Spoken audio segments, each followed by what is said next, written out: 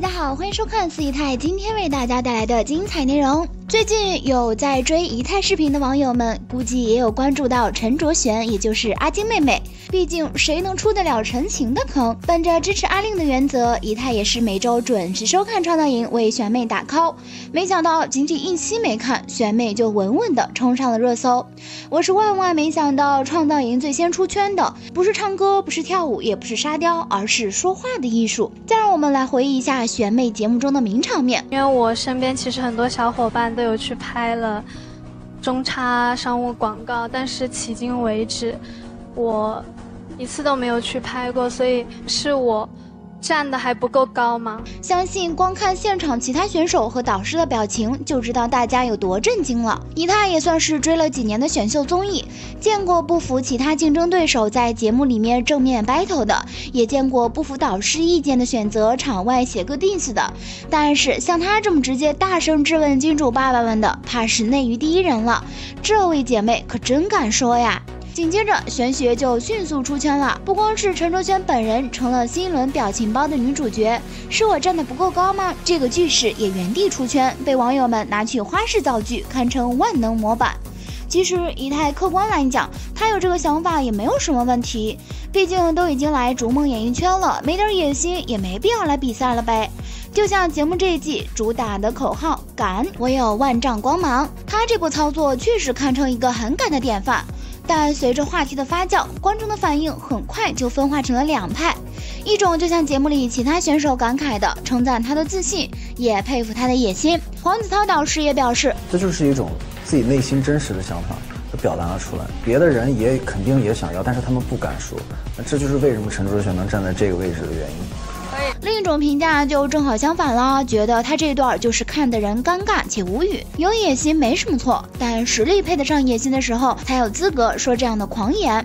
他现在这是还没到第一就心比天高的真实体现，还没出道就敢得罪金主，要么是资本力捧的皇族，要么就是纯属情商低到没给自己留后路。随后有眼睛的网友发现，节目看到第4期，他明明就拍过中差广告啊，还不止1-2次。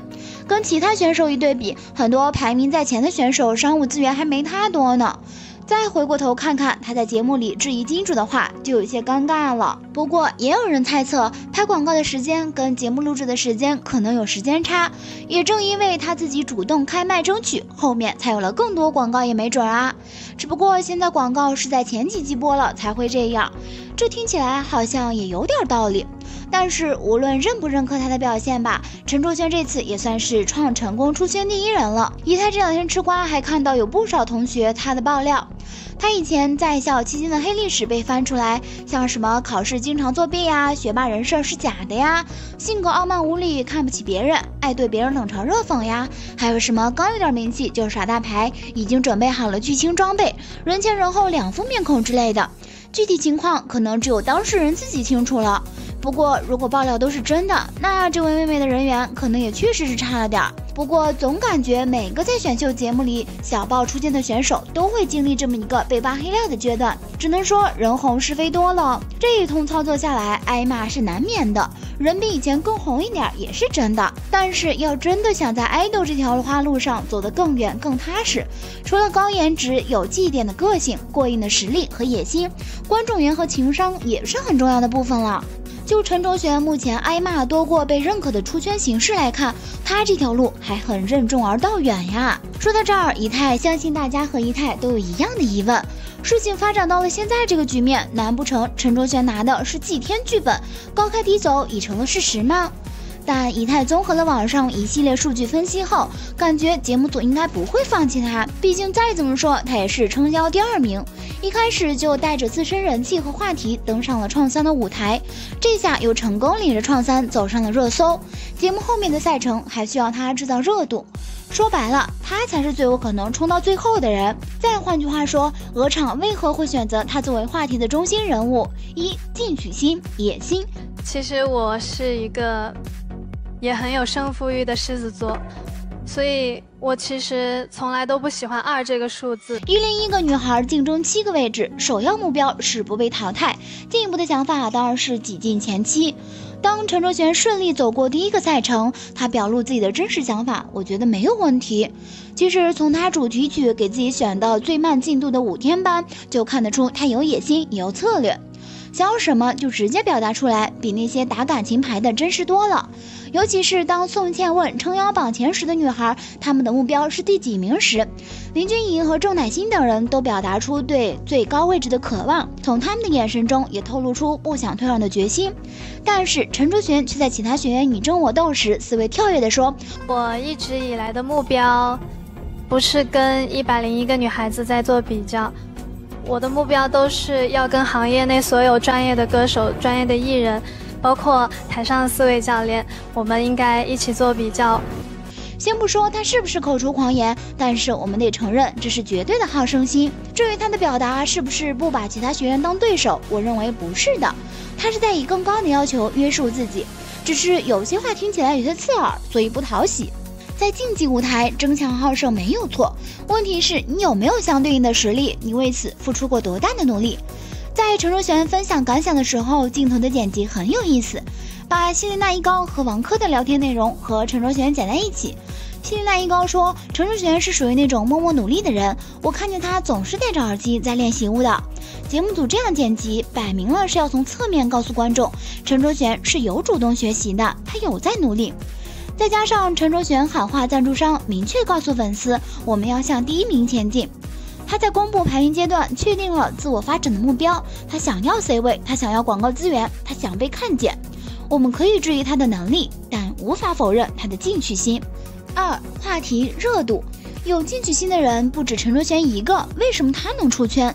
答案就是他能站出来为节目组提供话题和热度。经常看热搜的小伙伴应该知道，自从创3开播之后，就一直被拿来与隔壁的青春有你做比较。在话题上，创3一直被青你打压着，先是青你的虞书欣天天上热搜，再就是节目靠着淡黄的长裙这个梗火遍全网，就连各大明星艺人也纷纷加入这场玩梗的盛宴。反观创3，除了吴亦凡的到来喜提一波热搜，其余时候都是平平淡淡。打擂台打不过对面，创3能忍吗？不能忍，所以陈卓璇破圈而出。创3一开始的目的是想要靠实力出圈，节目组想要强调学员的质量，想要以精美的舞台和新奇的赛制圈一波粉，但事实却告诉他们，你想火，你得会营销才行。